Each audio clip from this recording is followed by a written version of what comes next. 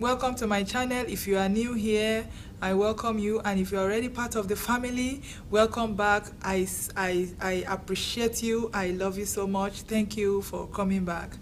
Sit back, relax, and let us see what God has for us today.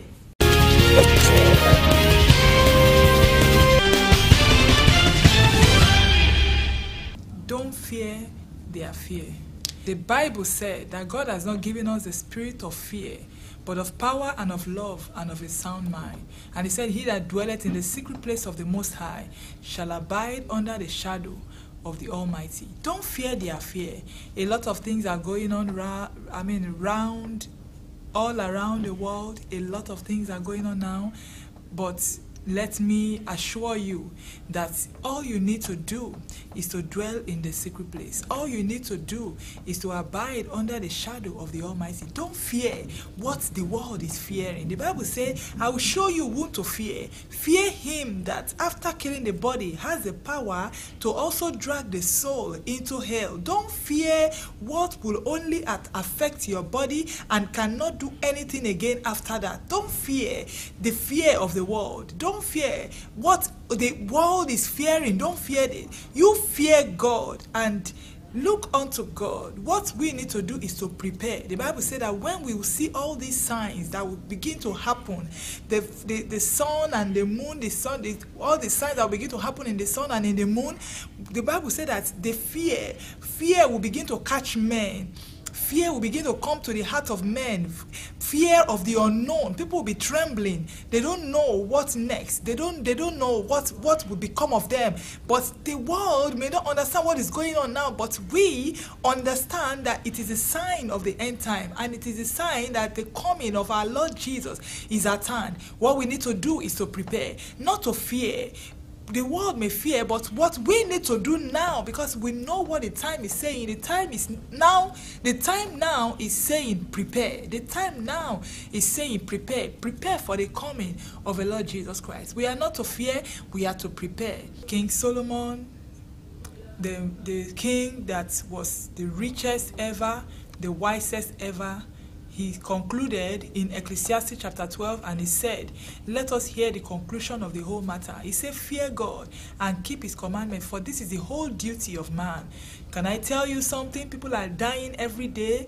It is not even about this virus or this disease that is in town. There is still a lot, even though this is in town, a lot of things are still killing people. Some people are still sleeping and not waking up. People are still going out and not coming back. The virus or the disease in town is just one of the numerous diseases that are already in the world. People are dying every day of seen and unseen things, known and even unknown things.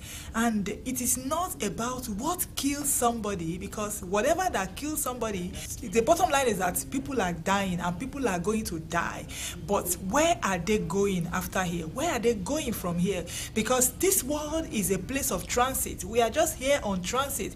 We are still going to our final destination from here, and the destination can only be one of two places. It can only be heaven or hell. What we need to do is to prepare for the kingdom of God. Prepare to enter into the kingdom of God. To prepare to make heaven with Jesus at the end of the day. When you die, so that even when you die, you go and enjoy, where there will be no more sorrow, no more disease, no more affliction, no more pain. But if we say that we will not, if you're running around, do you know that even fear will kill people even before the disease, before they contact the disease? Some people will die of fear even before they contact the disease. That's why you don't need to fear. Fear will make you, fear will paralyze you. Fear will make you powerless. Fear will make you to lose your mind. That's why the Bible says, but yeah, we have been given the spirit of power and of love and of a sound mind. When you are not fearful, you are powerful. When you are not fearful, you have a sound mind and you can operate in love. But when you are fearful,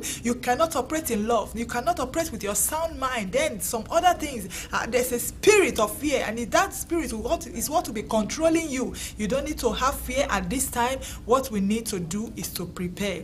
Prepare for the coming of our Lord Jesus. Prepare for the coming of the Savior. Prepare for the King of Kings and the Lord of Lords. They say corona is known by its crown because it signifies crown or a queen. But do you know that Jesus is the King of Kings? When we crown Jesus the King of Kings, every disease, virus will die, will perish. So, my brothers, my sisters, I admonish you, prepare for the coming of our Lord and Savior Jesus Christ. We don't know when it will be. Tomorrow may even be too late. So today is the day of salvation. Now is the time to turn back and turn to God and to face God and let God begin to take control of every of our affairs. And as you do so, you are rest assured that whether we live, Apostle Paul said, for me to live is Christ and to die is gain. Even when we die, it is gain. But when we live for Christ. Let us live for Christ. So that is all I've come here to tell you today, that let us live for Christ. Let us prepare our ways before the Lord, because that is all that matters. Whether we die now, whether we die later, if we die in sin, that is doom for anybody. So we must not die in sin. God bless you. Thank you so much. I appreciate this time. I hope that you are blessed, and if you are blessed, share this video and bless somebody also. I'll see you in the next one. God bless you. By the grace of God, we shall not miss heaven. We shall not miss the kingdom of God. That is my prayer for you, and that is my prayer for myself also, that we shall not miss heaven. Because if we miss heaven, we cannot miss hell.